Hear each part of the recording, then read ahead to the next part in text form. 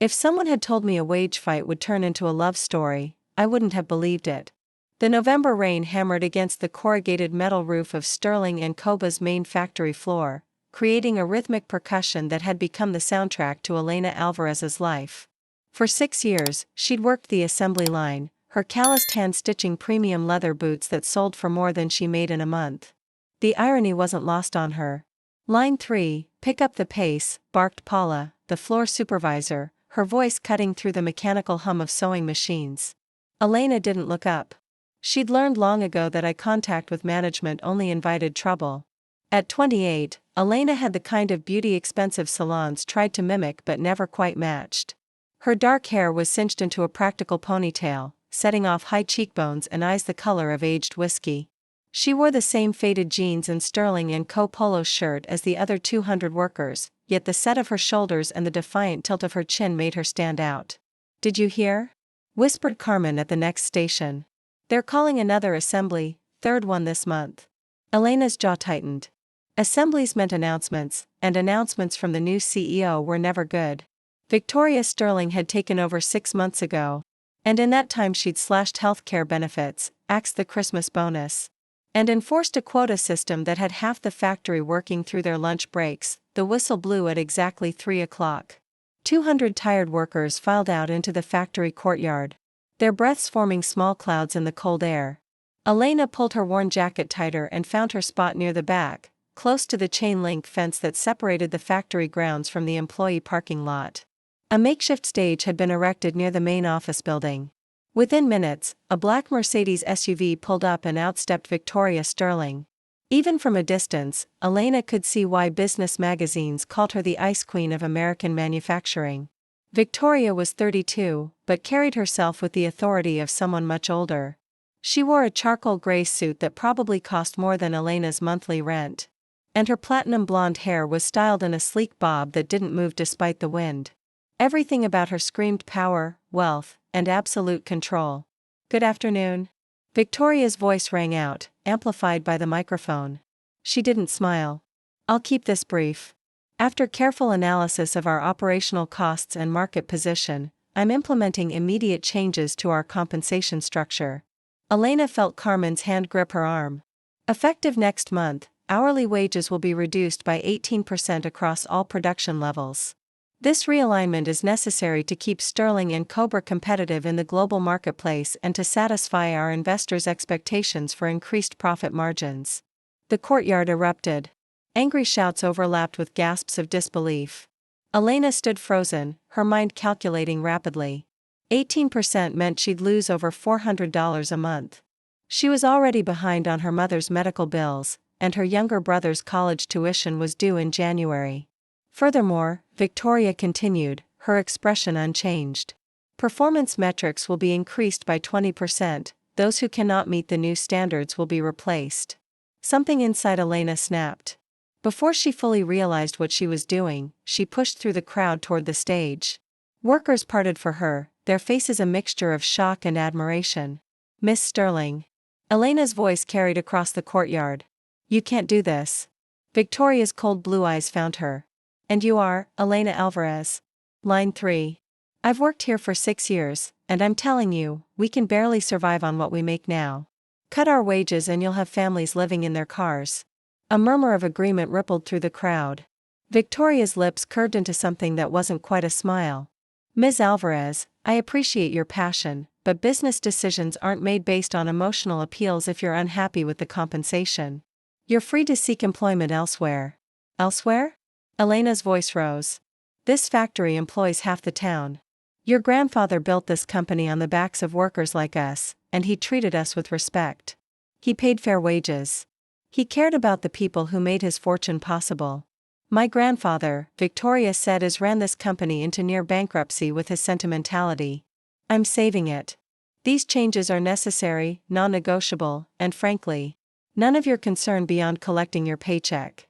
The dismissive tone, the absolute indifference to the suffering her decision would cause, ignited something primal in Elena. Her eyes landed on her feet, on the cheap sneakers she wore because she couldn't afford to replace them. Without thinking, she bent down, yanked off her right shoe, and hurled it toward the stage. The sneaker arced through the air and hit the microphone stand, sending feedback screeching across the courtyard. Victoria stepped back, her composed mask cracking for just a second to reveal genuine shock. "You want to take everything from us?" Elena shouted. "Fine, but we won't go quietly. We won't let you destroy this town without a fight." The crowd roared. Phones were out recording. Elena stood there in one shoe, chest heaving, staring down the most powerful woman in the county. Security guards rushed forward, but Victoria held up one perfectly manicured hand.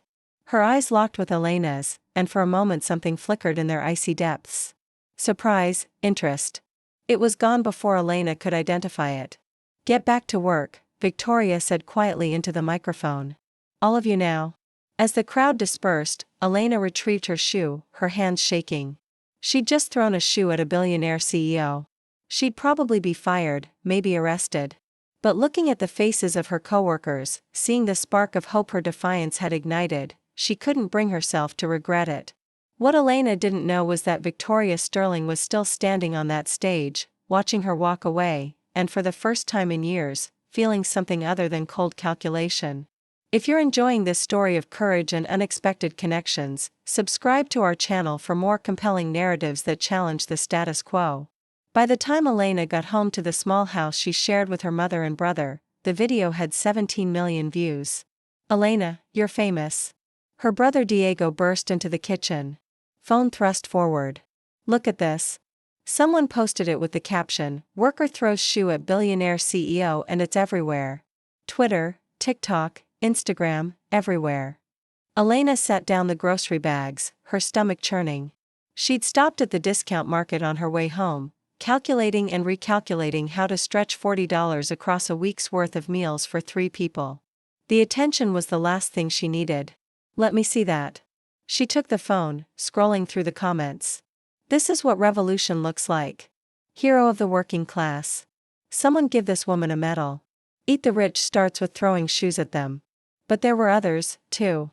She should be arrested for assault. Entitled worker doesn't understand basic economics. If she doesn't like her job, she should quit. "The news stations are calling it the shoe herd round America," Diego said, barely containing his excitement. "They're saying it's like a modern Boston Tea Party moment."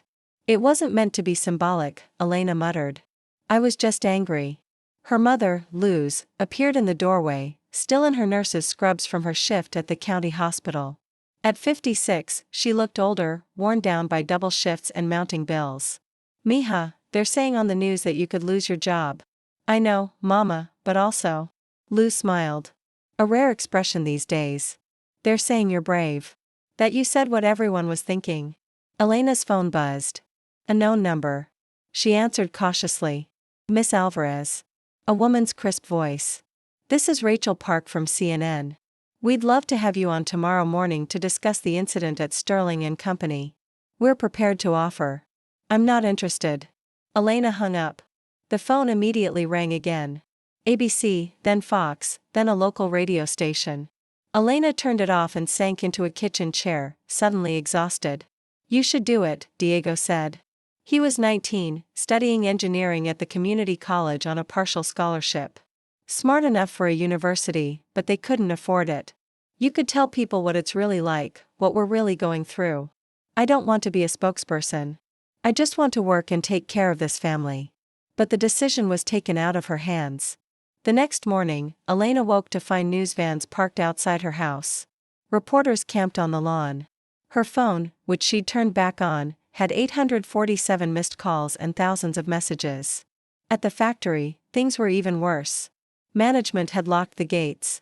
A security guard Elena had known for years wouldn't meet her eyes as he handed her a sealed envelope through the chain-link fence. "I'm sorry, Elena. They told me to give you this." Inside was a termination letter, effective immediately. No severance, no explanation beyond violation of company conduct policy. Elena stood there staring at the paper as news cameras surrounded her like sharks. "Ms. Alvarez, how do you feel about being fired? Do you regret throwing the shoe? Will you sue Sterling and Company?" Elena's voice caught. She'd known this was coming, but the reality still hit like a punch to the gut. 6 years gone. How would she pay for her mother's medications? Diego's tuition, the mortgage. Then another voice, louder than the rest. Miss Alvarez, would you be willing to lead a protest? Workers across the country are organizing in solidarity with you. Elena looked up. A young woman with kind eyes and a press badge from a labor rights organization stood at the edge of the crowd. What?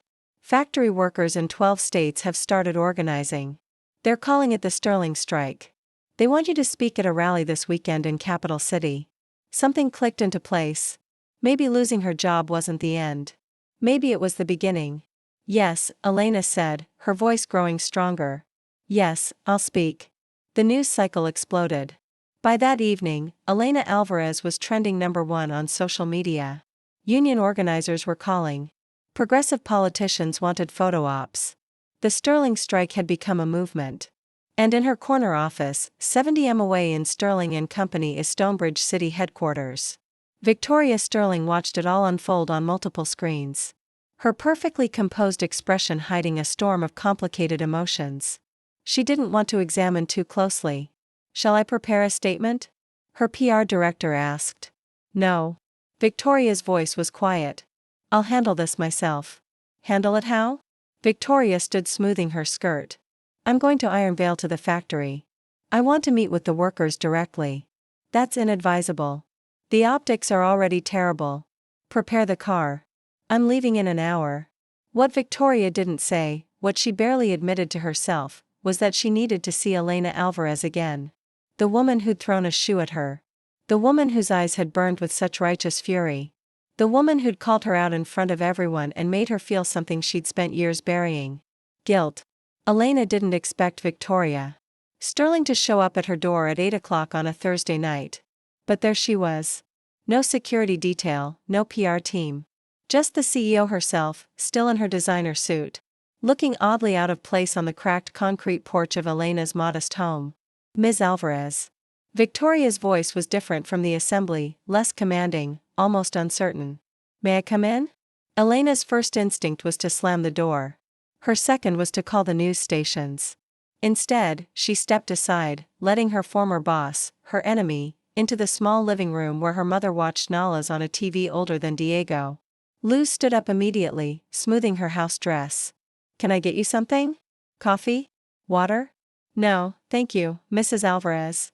Victoria's manners were impeccable, but Elena noticed how her eyes took in everything. The patched furniture, the stack of medical bills on the side table, the photograph of Elena's father in his army uniform. He died in Afghanistan when Elena was 16. What do you want? Elena crossed her arms. To talk without cameras, without lawyers. Lawyers? Are you here to threaten me? No. Victoria sat on the edge of the sofa, her posture rigid. I'm here to understand the video. I've watched it 47 times. You weren't just angry. You were desperate. I want to know why. Elena laughed. A harsh sound. You want to know why? You cut our wages by 18% and you want to know why that's a problem? Explain it to me specifically. Make me understand what I'm missing. There was something in Victoria's tone, a genuine note of confusion that made Elena pause. Could someone really be that disconnected from reality? Fine. Elena grabbed the stack of bills from the table. My mother works 60 hours a week as a nurse, but doesn't get benefits because they keep her classified as part-time. Her diabetes medication costs $400 a month. My brother is brilliant, but he's at community college instead of MIT because we can't afford tuition. Our mortgage is 2 months behind. My car needs new brakes, but I've been driving on prayers and hope. She threw the bills at Victoria's feet. Papers scattered across the floor.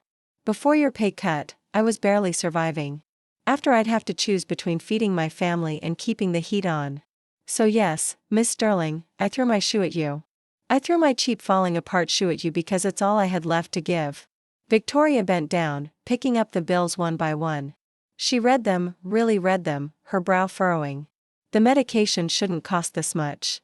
There are generic alternatives. The generics don't work for her. We tried. And your brother? Why isn't he on scholarship? He applied to 15. Got rejected from all of them. Not enough extracurriculars, they said. Turns out it's hard to join clubs when you're working 2 jobs to help your family survive. Luz had been quiet, but now she spoke. Miss Sterling, I don't think you're a bad person. But I don't think you understand what life is like for people like us. You've probably never had to choose between medicine and food. Never stayed up at night wondering if you'll lose your home. Never felt the weight of knowing your children's futures are limited by something as simple as money. Victoria was quiet for a long moment. When she finally spoke, her voice was softer. You're right. I haven't experienced those things. I was raised in boarding schools and Ivy League universities. My grandfather was a factory worker who built an empire. But by the time I was born, we were already wealthy. I thought I was honoring his legacy by making the company profitable. His legacy was treating workers like human beings, Elena said, not like line items on a spreadsheet. I see that now. Victoria stood, smoothing her suit, a nervous gesture Elena was starting to recognize.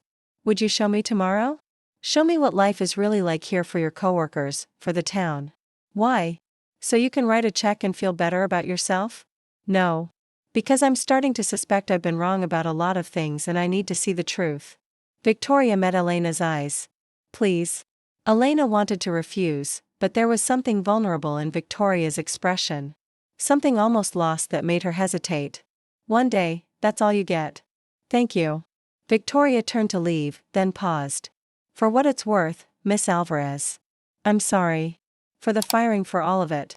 After she left, Luz turned to her daughter. That woman is in trouble. What do you mean? The way she looked at you, mija, like you were the first real thing she'd seen in years. Elena shook her head, but her mother's words stayed with her long into the night. The next morning, Victoria arrived at 6 a.m. in jeans and a simple sweater, her hair in a ponytail. Elena barely recognized her. I'm ready, Victoria said. They started at the factory where morning shift workers were arriving. Elena introduced Victoria to people she'd fired, people whose lives she'd upended with a single decision. Victoria listened to Carmen talk about her son's asthma, how she'd started rationing his inhaler to save money. She met Hank, a 20-year veteran now working nights as a janitor just to scrape by. She heard about marriages stretched to the breaking point, kids going without, futures put on hold indefinitely. Then Elena took her through town, the shuttered storefronts along Foundry Avenue. The food bank with a line curling around the block. The elementary school where teachers paid for supplies out of their own pockets. This is what happens when the main employer cuts wages, Elena said. The whole local economy buckles. The diner shuts its doors because no one can afford to eat out. The bookstore goes dark. The movie theater follows. Everything spirals.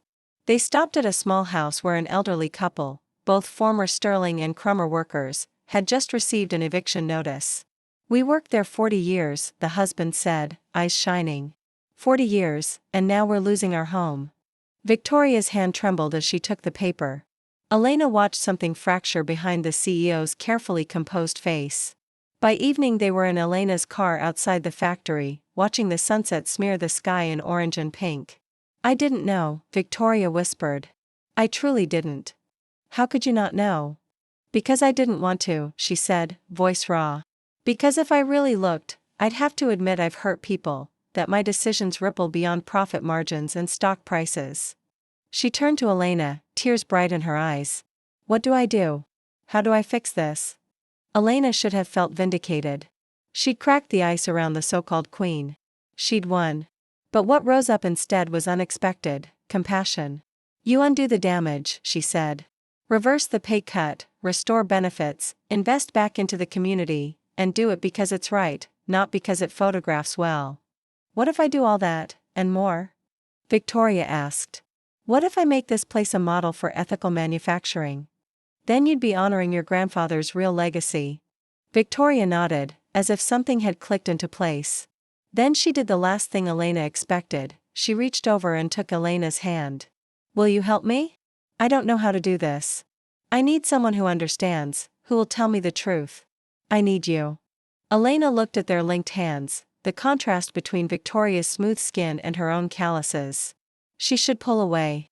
This was the woman who had fired her, who had treated her people like they were expendable. But in Victoria's eyes was something unguarded, sincere, hurt and hope in equal measure. Okay, Elena heard herself say. I'll help. Neither commented on the fact that Victoria was still holding her hand, or that neither of them wanted to let go. Subscribe to our channel to watch how this unlikely partnership reshapes everything both women believed about power, justice, and where the heart finally leads. The Sterling and Kerber board meeting was unlike anything Elena had known. She sat in a leather chair worth more than her monthly paycheck, facing 12 executives who regarded her like a specimen pinned beneath glass. At the head of the table stood Victoria, projector remote in hand, her confidence fully returned. "Gentlemen, Ms. Patel," she nodded to the sole woman on the board. "I'm proposing a complete restructuring of our labor practices." The presentation that followed was extraordinary. Victoria had spent 2 weeks working with Elena, turning her first-hand knowledge into data, stories into statistics. She'd visited every department, interviewed hundreds of workers, and created a comprehensive plan that would revolutionize the company. "We'll restore wages to previous levels, plus a 5% increase. Healthcare benefits will be expanded. We're establishing a profit-sharing program and a worker representative on this board." Victoria, click to the next slide. "Additionally, we're investing $10 million in community development for Iron Vale." "This is financial suicide," interrupted Peter Caldwell, the CFO. "Shareholders will revolt. Our shareholders care about long-term stability." Victoria countered. "I've modeled this extensively. Yes, profit margins decrease by 8% initially, but employee retention saves us $12 million annually in training costs. Productivity increases by 30% when workers aren't stressed about survival. And the PR value of becoming the gold standard for ethical manufacturing is incalculable." "With all due respect, Miss Sterling," another board member said, his tone making clear he had no respect. "You're letting emotion cloud your judgment. This woman," he gestured dismissively at Elena, "has manipulated you." Elena felt heat rise in her face, but Victoria's voice went cold. "Ms. Alvarez has opened my eyes to realities I was too privileged to see. If that's manipulation, I wish someone had manipulated me years ago." "Victoria, think about what you're doing." Caldwell tried again. "Your grandfather built this company on maximizing efficiency and profit. You're destroying his vision." "Actually," Elena found her voice. "I knew her grandfather. He visited the factory floor every week. He knew all our names. He paid us enough to buy homes and send our kids to college. His vision wasn't maximizing profit. It was building a company where everyone thrived, not just executives." "The factory girl thinks she can lecture us about business," Caldwell sneered. "The factory girl," Victoria said quietly, "dangerously has taught me more about successful business in 2 weeks than you have in 2 years. Elena stays. If anyone has a problem with that, there's the door." The room went silent. The vote was called. 7 in favor, 5 against. The restructuring passed. As the board members filed out, Caldwell stopped beside Victoria. "You're making a mistake. And when this fails, we'll remember it was your decision." After he left, Elena turned to Victoria. "You just made some powerful enemies. I don't care." Victoria collapsed into her chair, suddenly exhausted. "Did you see their faces when I mentioned the worker representative on the board? Like I'd suggested we elect a golden retriever." Elena laughed. "To be fair, a golden retriever might be more sympathetic to workers' concerns. I'm serious about that position. I want you to take it." "What?" "Victoria, I'm not qualified to." "You're more qualified than anyone. You know the work. You understand the people. And you're not afraid to call me out when I'm wrong." Victoria stood, moving closer. "I need that. I need you." There was something in the way she said it, in the intensity of her gaze that made Elena's breath catch. They were standing too close. Close enough that Elena could smell Victoria's perfume. Something expensive and subtle. "Why?" Elena asked softly. "Why does this matter so much to you now?" Victoria was quiet for a moment, seeming to struggle with something internal. "Because you made me feel something I haven't felt in years.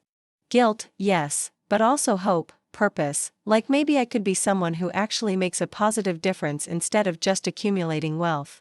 She paused. "And because when I look at you, I see everything I'm not. Courage, integrity, genuine care for others.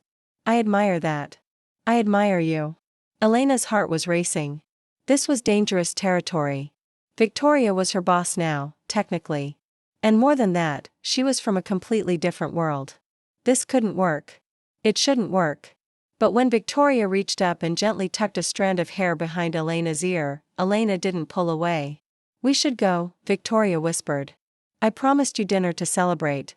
Dinner was at a small Italian restaurant in Iron Vale, not the Stonebridge City fine dining Elena had expected. Victoria had specifically chosen Lucia's, a family-owned place where Elena's father used to take them for special occasions. "How did you know about this place?" Elena asked as they settled into a corner booth. "I asked Diego. I wanted to take you somewhere that felt like home." The gesture, thoughtful and personal, made Elena's chest tight. Over pasta and red wine, they talked about everything except business. Victoria shared stories about boarding school loneliness, about a childhood where love was rationed and success was the only acceptable emotion. Elena talked about her father, about growing up in a house full of warmth but light on money. "Do you miss him?" Victoria asked. "Your father every day. He would have liked you, I think, once you started caring about the workers." "What was he like?" "Strong, funny, he could fix anything with duct tape and determination. He believed in working hard and treating people right." Elena smiled. "He used to say that real wealth wasn't money. It was family, community, integrity. He sounds like a remarkable man." "He was. He enlisted because he wanted to give us a better life." And then Elena's voice caught. "Then he died protecting people he'd never met." "That's who he was." Victoria reached across the table, taking Elena's hand. The gesture was becoming familiar now, comfortable. "I'm sorry you lost him, but his values clearly live on in you." They talked until the restaurant closed, until Lucia herself came over to gently tell them it was midnight. In the parking lot, standing by Victoria's car under a sky full of stars, the air between them crackled with possibility. "Elena," Victoria said softly. "I need to tell you something. These past few weeks working with you, getting to know you, I haven't been able to stop thinking about you. And I know this is complicated and probably inappropriate and maybe even impossible." But Elena kissed her. It was a split-second decision fueled by wine and starlight and weeks of growing tension. Victoria froze for a heartbeat, then melted into it, her hands coming up to cup Elena's face like she was something precious. When they finally pulled apart, both breathing hard, Victoria rested her forehead against Elena's. "That was," Victoria started. "A mistake." Elena's heart sank. "Perfect. That was perfect." They stood there wrapped in each other as the world shifted around them. Both women knew this changed everything. Elena had kissed her boss. Victoria had kissed her employee. It was a HR nightmare, a media scandal, waiting to happen, and potentially the end of everything they'd been building. Neither of them cared. The headline hit the news cycle 3 days later. CEO and former factory worker in romantic relationship. Conflict of interest or corporate scandal. Elena stared at her phone at the photograph clearly showing her and Victoria kissing in the restaurant parking lot. Someone had taken it. Someone had sold it. And now their private moment was being dissected by millions. "I'm sorry," Victoria said. They were in her Stonebridge City apartment, curtains drawn against the paparazzi camped outside. "I should have been more careful. I should have protected you better. This isn't your fault." "It is, though. The power dynamic alone is problematic. You're on the board now, but you were my employee. People are going to say I manipulated you or you're manipulating me for money. They're going to make this ugly." Elena had seen the comments. Gold digger, corporate social climber, opportunist. The vitriol directed at her was intense and personal, but there was also support. Workers who'd seen their relationship develop, who understood it was genuine. "So, what do we do?" Elena asked. "I don't know. My PR team is advising me to issue a statement saying it was a brief lapse in judgment that's been resolved. The board wants me to remove you from your position. Caldwell is calling for my resignation. Maybe we should step back, cool things down." Victoria looked at her. Really looked at her with an intensity that made Elena's knees weak. "Is that what you want?" "No. But I don't want to destroy everything you've built either. Elena, before I met you, I had built a very successful, very empty life. I had power and money and respect. And I was miserable. I was becoming someone I didn't like. Someone my grandfather would have been ashamed of." Victoria moved closer, taking Elena's hands. "You changed that. You made me want to be better. You made me feel alive for the first time in years. But at what cost? If you lose the company, then I lose the company, but I won't lose you. Not if I can help it." Before Elena could respond, Victoria's phone rang. Her lawyer calling with news. The board was meeting tomorrow to vote on her removal as CEO. They can't do that, Elena said. The restructuring is working. Productivity is up. Worker satisfaction is the highest it's been in decades. The press about the company's ethical pivot has been overwhelmingly positive. None of that matters if they think I'm compromised by a relationship. Elena paced the apartment, thinking there had to be a solution, some way to protect both Victoria's position and their relationship. Then it hit her. What if I resign from the board? Absolutely not. Listen, the conflict of interest issue is that we're both in leadership positions. If I step down, return to the factory floor, that removes the ethical problem. We're just two adults in a relationship. One happens to be a CEO, the other happens to be a factory worker. Like it was always meant to be. You earned that position. I won't let you give it up for me. I'm not giving it up for you. I'm choosing what matters more, Victoria. I don't need a title or a corner office. I never wanted those things. I wanted fair treatment for workers, and you're making that happen. The restructuring is in place, the policies are set. My work here is done. Elena smiled. Besides, someone has to keep watch from the factory floor, make sure management doesn't backslide. Consider me your inside source. The board meeting the next day was taut with nerves. Elena attended as planned, but before anyone could begin, she rose. I'm resigning from the board, effective immediately. She set her letter on the table. Thank you for the opportunity, but I believe I can serve Sterling and Company better by returning to the floor and ensuring these new policies actually take root at ground level. Caldwell looked pleased. A wise decision. However, Elena went on, I want it on record that Victoria Sterling has transformed this company in ways that benefit everyone, workers, shareholders, and the community. She's demonstrated that ethical practices and profitability are not mutually exclusive. If you remove her, you're not just losing a CEO. You're losing the vision and courage this company needs for a better future. She glanced at Victoria. As for my personal relationship with Miss Sterling, that's private and will remain so. But everything I've seen from her has been genuine, principled, and committed to doing the right thing. With that, Elena walked out, leaving the board to decide. 3 hours later, Victoria found her back at the factory, in her familiar place on line 3. They voted to keep me, she said, unable to hide her smile. 7-5, same as before. Your remarks helped, but, Elena, you didn't have to. I know, Elena said. I wanted to. They stood there, worker and CEO, and what once felt like an impossible divide now seemed like a minor detail, irrelevant beside what they'd built together. Come home with me tonight, Victoria said softly. To Iron Vale. I bought a house there. I'm done with Stonebridge City. I want to be close to the factory, close to the workers, close to you. You bought a house in Iron Vale? A modest one. 3 bedrooms, big backyard.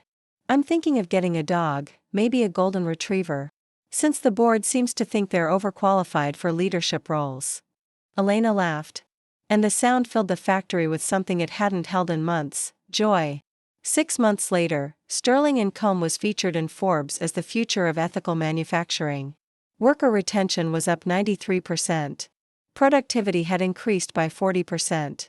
The company was more profitable than ever, proving that treating people well was actually good business. Elena and Victoria kept their relationship relatively private, though it wasn't exactly a secret. Elena still worked the factory floor, though now she also consulted on policy decisions. Victoria split her time between Iron Vale and Stonebridge City, slowly shifting more operations to the town that had become her home. On a Saturday morning, Elena woke in Victoria's arms in the Iron Vale house, sunlight streaming through windows that overlooked a garden they'd planted together. I love you, Victoria whispered. I don't say it enough. You show it every day in how you treat the workers, how you've invested in the community, how you've changed everything. We changed everything together. Elena kissed her soft and sweet and thought about the journey that had brought them here. A thrown shoe, a viral video, a revolution that had started with anger and desperation and transformed into something beautiful. Her phone buzzed. Diego sending a photo of his acceptance letter to MIT with a full scholarship made possible by the educational fund Victoria had established for workers' families. Look, Elena showed Victoria. He earned it. He's brilliant. He wouldn't have had the chance without you. Without us, Victoria corrected. You're the one who fought for this. You're the one who had the courage to throw that shoe and demand better. I just finally started listening. They spent the morning in bed talking about plans for a worker-owned cooperative Victoria wanted to establish. About the community center she was funding. About ordinary things like what to have for breakfast and whether they should adopt one dog or two. Later at the town farmers market, they ran into Carmen and Hank and dozens of other workers. People who had enough now, people who could pay their bills and take their kids on vacation and save for retirement. People who'd gotten their dignity back. Miss Sterling. A little girl ran up, hugging Victoria's legs. Thank you for fixing my daddy's job. Victoria bent down, smiling. You're welcome, sweetheart. But you should really thank Elena. She's the hero. You're both heroes, the girl's father said, shaking their hands. As they walked home hand in hand, Elena thought about her father, about what he'd said about real wealth. She had it now. Not money, though her family was secure, but family, community, integrity, and love. Especially love. What are you thinking about? Victoria asked. About how a single moment can change everything. How sometimes you have to throw a shoe at the world to make it better. Victoria laughed, pulling her close. Best shoe I ever had thrown at me. Just so you know, if you ever start cutting wages again, I have another shoe ready, noted. Though I might deserve it less gently next time. They walked home through the town they'd rescued together, past the reopened storefronts and bustling businesses, past neighbors who waved and smiled. The factory whistle drifted over from the distance. But it sounded different now, not a summons to drudgery, but a promise that people mattered. That courage could prevail, that love could span any divide. And that sometimes the most revolutionary act is refusing to accept that nothing can change. By the time the next November rolled in, the rain had learned the factory roof by heart. The corrugation sang the same steady rhythm Elena Alvarez had known for years, only now the sound didn't pound in her chest like a countdown. It felt like a heartbeat, something alive and steady and shared. She had moved back to line 3, as promised. And on most mornings she still arrived early. Slipping her lunch pail into the locker with the bent hinge. Tying her hair back with the same faded ribbon, checking the machine oil by touch. Routine grounded her. Routine made sure nothing they'd fought for floated off like a rumor. On the wall above the time clock, a small wooden frame held a photograph she pretended not to notice every day, a snapshot from the summer picnic. Everyone in their Sterling and Company tees and sun hats, children sticky with popsicles. Dogs under the tables hoping for dropped burgers. In the center of the photo, Carmen had one arm flung around Elena's shoulder and the other arm locked with Hank's. And a fraction behind them stood Victoria. Hair loose for once, laughing with her head tipped back. Nobody in the photo looked like management or labor. They looked like people, caught in a good moment. The work changed in small ways first, then all at once. Paychecks had climbed. Most months, Luz's diabetes medication didn't force Elena to count grocery money twice. Profit-sharing checks came in fat, practical envelopes with an accompanying sheet that showed exactly how the number had been calculated. Sick leave didn't feel like an apology anymore. New gloves that didn't split in a week. Fans installed above press tables so summer didn't feel like punishment. A schedule board where volunteers rotated to present safety suggestions. Someone had scrawled better backs, longer futures across the top in a crooked hand, and nobody erased it. The old whistle still blew at shift change, but even that had softened. The deafening shriek had been tuned to a lower note by a local metalworker who, legend said, had salvaged brass from a church bell to do it. Nobody knew if that was true. People liked saying it anyway. There were setbacks, no one pretended otherwise. The first winter under the new model, a leather supplier in the chain was caught shaving hides and shorting weight. The contract was cut the same day, which meant 2 weeks of scrambling and overtime and a near miss on a delivery to a national account. Elena worked a Saturday to help finish a batch, watching Victoria in jeans and steel toe boots swing a dolly like any floor hand. When someone called out, "Careful, boss, you'll ruin your manicure," Victoria flashed her palms, clean, bare nails, and grinned. "I'll risk it." That was the way of it now, no speeches when a wrench would do. Problems wrestled in the open, solutions scribbled on whiteboards nobody bothered to wipe down properly. And yet it felt larger than that, too. As if every right thing hardened into the bones of the place. Elena still went home each evening to the small house with the crabapple tree that leaned over the porch. Sometimes she went alone. Often, she drove the 10 minutes to the other side of the creek, to the modest white clapboard place Victoria had bought on a quiet street near the elementary school. A golden retriever named Ledger, Elena's joke, Victoria's surrender, had claimed both front steps as his kingdom and announced visitors with a solemn bark that always made Luz smile.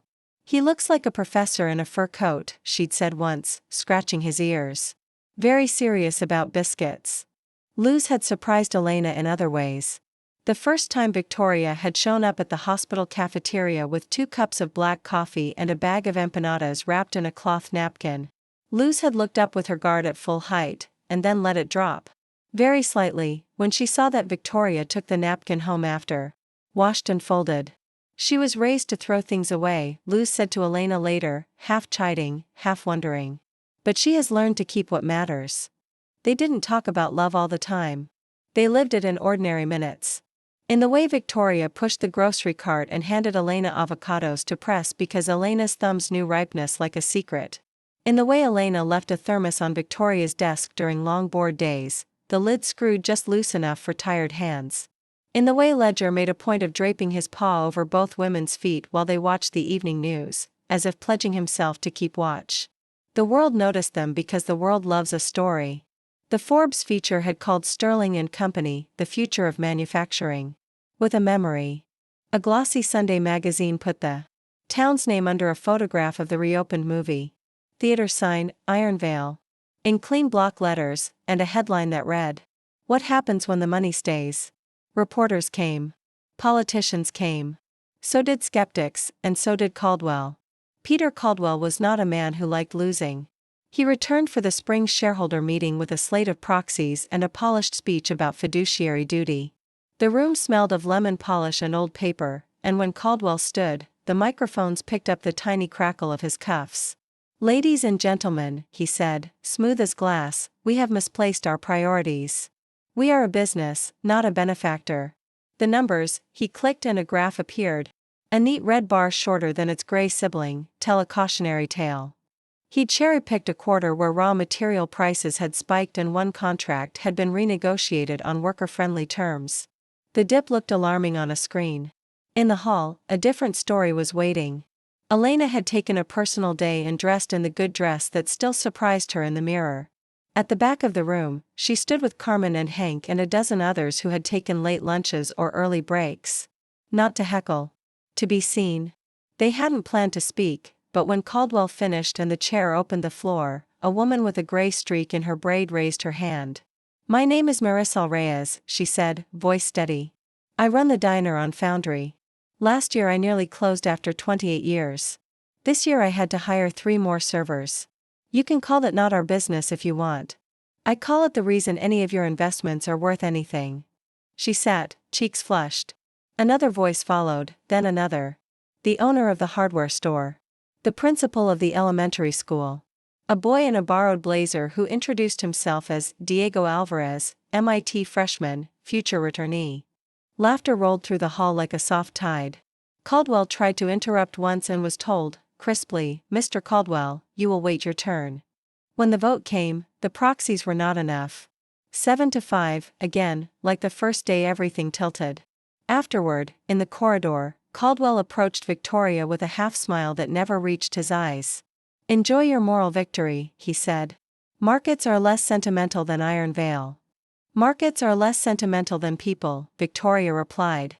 "And people are the ones who buy our boots." He left. He didn't slam the door. That wasn't his style. But the sound of his steps receding made Elena feel, for the first time, that the dangerous part of the climb might be behind them. Hard work remained. The cliff's edge was farther from their heels. Not that life stopped tossing stones. In early summer, Luz had a scare, a dizzy spell in the garden that turned the world white and numb.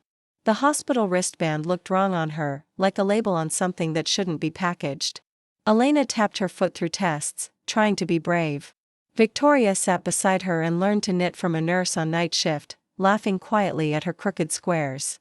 "I can run a multinational," she murmured, "but not Pearl." "It suits you," Elena said, and tucked the misshapen swatch into her purse. Later, the Swatch would become Ledger's favorite toy. Later, Luz would be fine, the medication adjusted, the garden weeds scolded back into place. But that night, in the antiseptic hush that stank faintly of lemon, Elena understood how quickly everything can slide. She laid her head on Victoria's shoulder and felt the deliberate rise and fall of another person breathing on purpose. "I can't lose you," she said without meaning to. "Either of you." "You won't," Victoria said, and it was a promise she kept like oxygen, not by drama, but by steadiness. They took what they had been building and pushed it outward. Victoria called it sideways growth. She resisted the language of empire. With Elena's prodding in Diego's spreadsheets, they created a small incubator in the old mill across the creek, Foundry Commons, a place for worker-led ideas to try on size. The first cohort was simple and perfect, a crew of stitchers who had designed a boot with a slight cant in the heel that took stress off the knees during long shifts. The name they chose, against every branding consultant's advice, was the Workback, plain, unromantic, true. The marketing was a handwritten card in every box that read, "We designed these to stop the ache. Tell us if they do." Orders poured in not because the boots were a cause, but because they were good. The ache uncoiled for thousands of strangers. Sometimes that's all a revolution really is. Ethics pressed past town limits, too. In July, Elena and Victoria flew to inspect a tannery in a port city where the light was hard and lemon trees grew in pots. Elena had never flown for work. Turbulence taught her a prayer she didn't know she knew. They walked the floor, hands behind backs, saying little. When they came to the loading dock, a boy with a too-old gaze looked up from a stack of hides. Elena felt a stone lodge in her throat. "No," she said, quiet and furious. "We don't do this." The owner blustered. The translator fluttered. Victoria didn't raise her voice. She didn't threaten or grandstand. She said, "Our contracts end today," and made her assistant call the second-choice supplier who had seemed too idealistic 6 months ago. Everyone told her it would cost more, it did. She told the board before they could read it in a memo. "Some prices aren't captured on a balance sheet," she said. Elena squeezed her hand under the table and thought, with a sudden rush of something fierce and tender, that there are loves you grow into the way you grow into your better self. Autumn turned the trees on the hill behind the factory into a bronze river.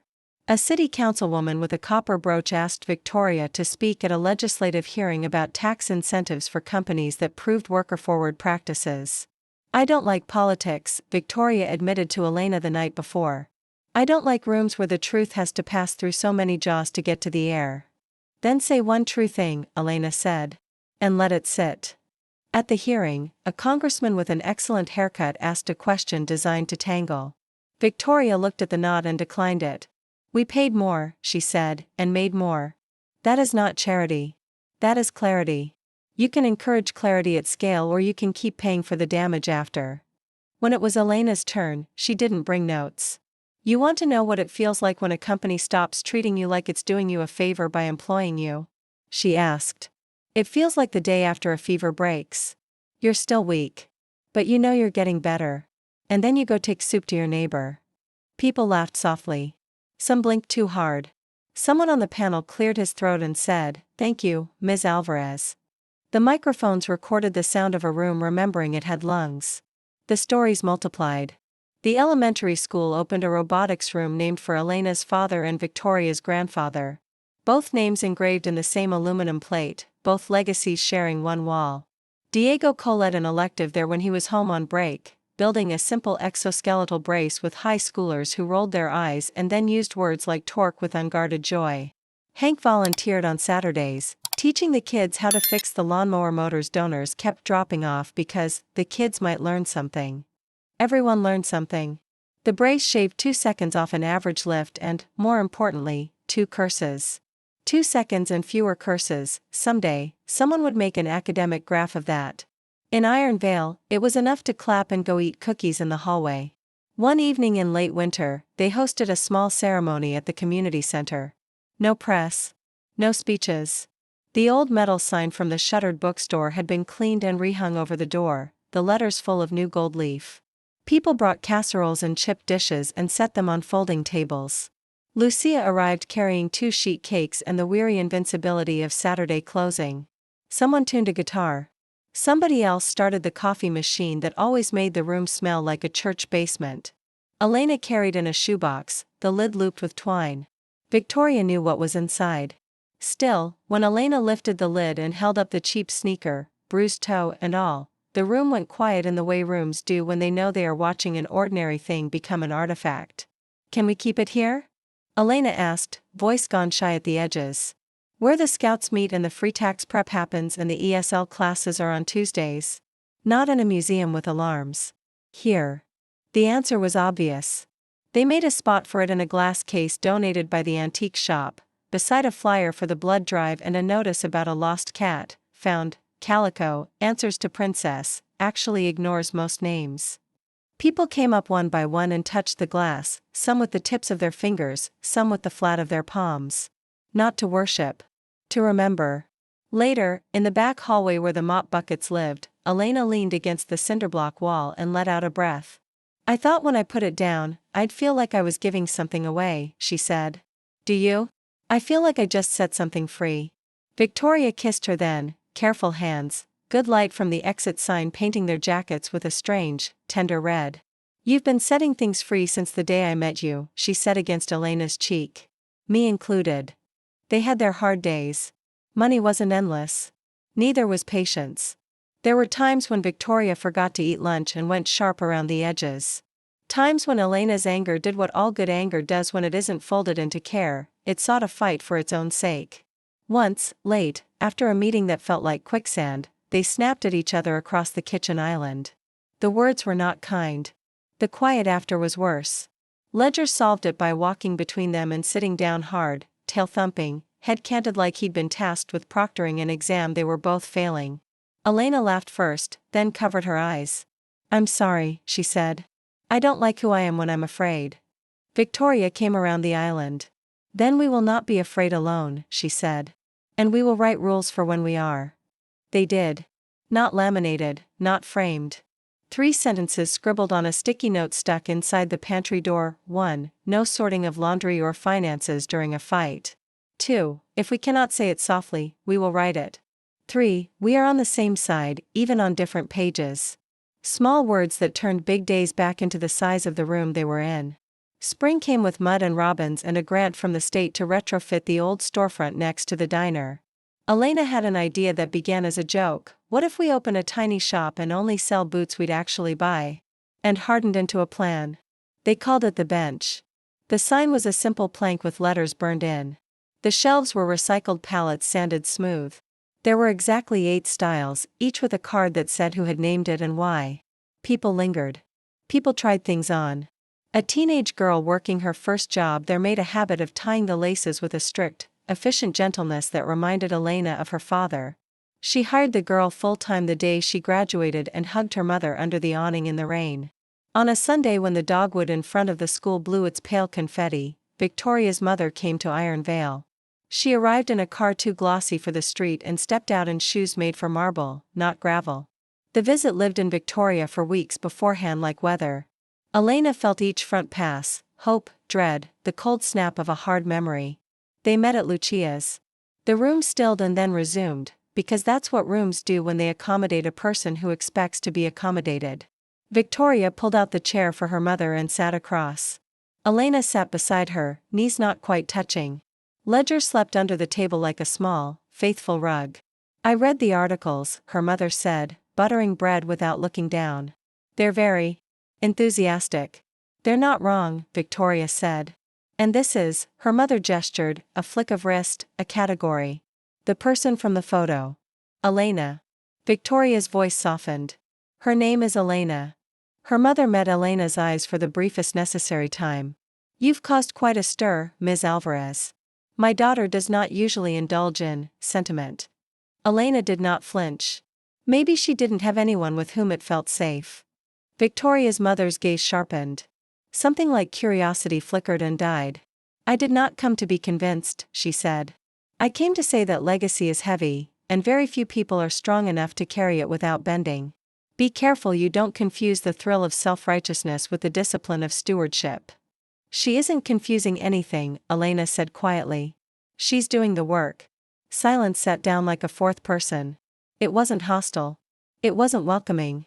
It was the kind of pause that knows it has a job. The plates arrived, steam rising. Ledger sighed. After, on the sidewalk, Victoria exhaled a whole year. I wanted her to bless us, she said. I knew she wouldn't. You didn't need her to, Elena said. We live in the house. Not her. They did not marry that summer. They planted a tree, a swamp white oak in the corner of the backyard where the sun falls late. It will outlive us, Victoria said, pressing soil around the roots with her palms. Good, Elena said. Let something we loved get bigger than anything we planned. On the anniversary of the day Elena threw her shoe, the factory shut down for an hour. A loss, if you counted like Caldwell. A profit, if you counted like people. Hank spoke 2 words, still here, and everyone applauded. Carmen told a terrible joke and everyone groaned. Victoria gave out service pins shaped like tiny boots made by the middle school tech club on a 3D printer that whirred like a patient insect. Elena read a list of names, a long list, longer than anyone expected, of people who had left and come back.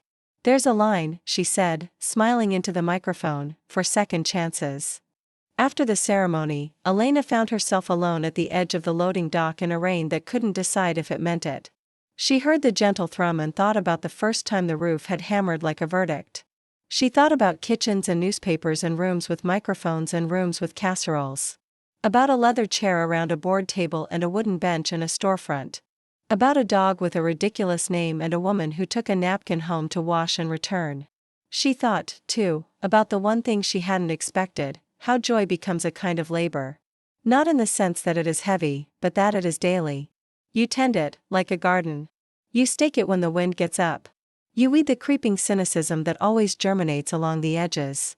You give thanks in little phrases you say out loud while standing in line. You hand it to your neighbor and take it back later, both of you warmed. Penny for your thoughts, Victoria said behind her, voice low with the gentleness she used in exactly 3 settings, first thing in the morning, last thing at night, and whenever the world had tipped. Elena turned, tipping her chin toward the sound. I was thinking about how the whistle used to feel like a chain. Now it sounds like a promise. Same piece of metal, different song. Victoria stood beside her, shoulder to shoulder, the way you do when you've learned that love can be a position more than a posture. What's the promise? She asked. That we keep going, Elena said. That we don't let this slide while we're busy loving the feeling of having done it once. We won't, Victoria said. We built the habit, not just the headline. A truck door slammed on the far side of the lot. Someone shouted a goodbye. The rain finally decided and came down in a proper curtain, washing the dust from the chain link and the sweet gum leaves, beating on the safety vests hanging near the door like forgotten flags. Elena lifted her face into it. She remembered telling a room of suited strangers that the day after a fever breaks you take soup to your neighbor. She thought about all the soups she'd made in the last year, actual and otherwise. What's next? Victoria asked, inevitable and not impatient. Elena smiled, water on her lips, the taste of iron and sky. We finish the order for the firefighters union. We test Diego's new brace with the 3rd shift. We look at the schedule for the commons and see which of those kids needs a ride because their mom's car won't start. We sleep. We get up. We do it again. And in 10 years? Victoria nudged. Elena shrugged, happiness tugging at the corner of her mouth. In 10 years, I hope Ledger is fat and the oak is tall and the bench is still only 8 styles because we meant it, and you still can't purl and I still cry when the school sings at the winter concert. And I hope we don't forget the sneaker in the glass isn't magic. It's just a thing someone threw when she ran out of other things to throw. The magic, Victoria said, is that she decided to build instead of burn. They walked back into the factory, rain in their hair. The note of the whistle fading into the clatter and hum of work that had, miraculously, mundanely, become a kind of music. Carmen waved them over to look at a stitch that sat wrong on a prototype. Hank joked about needing a nap at 2 in the afternoon. Someone yelled, Ledger's found the biscuits. And the entire floor turned and laughed as the retriever trotted past, proud and guilty in equal measure. At quitting time, the parking lot filled with the small choreography of departures, car doors, shouted see you tomorrows, the brief hush of a sky recalculating its light. Elena paused at the edge of the asphalt, looking back at the brick, at the windows that reflected clouds like slow ships. She thought of her father, of his duct tape and his laugh, of the way he had made faith look like hands and not like a slogan. She sent a quick, wordless gratitude toward whatever he could see. She sent another to the girl she'd been when she threw her shoe, for being brave enough to do one foolish, necessary thing. Home? Victoria asked. Home, Elena said. They drove through streets that knew their names now. Past the diner windows where Marisol waved with a spatula. Past the hardware store where a handwritten sign in the window read, "Closed for fishing, back by 4." Past the theater marquee announcing a double feature where kids sat on the curb with licorice like they were in an old movie about an old summer. Past the community center where the flyer about the lost cat had been replaced with "Found, Princess is home." "Thank you, Ironvale." Back at the white clapboard house, the oak cast a small, determined shadow. Ledger bounded out, ears like foolish flags. Luz had left a container on the step with a note, "Tamales for the freezer, don't pretend you won't forget to eat." They carried the food inside, set the box on the counter, put the kettle on like people who knew that most problems, joyful or otherwise, were best met with hot things in cups. Elena stood at the sink, watching the rain as if it were something she would one day miss. Victoria came up behind her and put her chin on Elena's shoulder, arms around her waist like parentheses. "What if they ask us in 30 years what we did with all this?" Elena asked, not because she needed reassurance, but because the future is a tender animal. Sometimes it wants to be spoken to gently so it will come. "We'll tell them we kept choosing," Victoria said simply. "When it was easy. When it wasn't. When it rained. When it didn't." Elena turned, water on her cheeks that wasn't all weather. She took Victoria's face in her hands, thumbs pressing lightly where worry liked to live. "Then let's choose again," she said. "Right now." They did. Not with a ring. Not with a paper. With the daily liturgy of the life they had decided to share, the splitting of tamales into 2 bowls. The opening of a window to let the rain smell in. The setting aside of their phones on the hall table face down. A ridiculous golden retriever lying across both sets of feet with a groan of dramatic satisfaction. A pair of work-scarred hands and a pair of boardroom-tough fingers learning the same muscle memory over and over, open, hold, build. Outside, the whistle would sound again in the morning, low and full, the note of a town that had remembered its own tune. Inside, 2 women who had once stood on opposite sides of a stage stood on the same side of a kitchen and made enough for tomorrow. And if sometimes the past pressed its fingers against the glass, asking to be let back in with its old bargains and its busy lies, they had an answer they had practiced until it fit like a good boot: "Not today. Not here." Because the promise the metal made now wasn't a promise from a company to a workforce, or from a CEO to a town, or from a movement to history. It was the promise you make when you have learned the first hard truth and kept it: people matter, and the second harder one, you have to prove it again, every day, in small ways, or it slides. It was the promise Elena heard under the rain on the factory roof, under the talk in the break room, under the purr of a sewing machine and the thunk of a loaded dolly and the quiet, muscular patience of a dog sleeping on linoleum. It was the promise that courage could become custom, that love could become policy, that the most revolutionary act wasn't refusing to accept that things couldn't change, but refusing to let them change back. When the kettle sang, Elena lifted it off the heat. She set 2 mugs on the counter and poured, steam rising in curls like letters from an alphabet her father would have understood. Victoria leaned against the counter and watched her. And in that watching there was nothing of an ice queen. Nothing of a factory girl, only the durable, ordinary miracle of 2 people who had found the place where their stories made one long, unbroken line. The rain thinned and paused. Somewhere, a car door shut, a laugh floated up, a branch let go of a handful of water and shook itself easier. The oak out back held its small leaves like green coins against the gray. In the community center, under glass, a scuffed sneaker kept its quiet watch, not as a relic, but as a reminder. Morning would come with work. Morning always did. They would be there to meet it.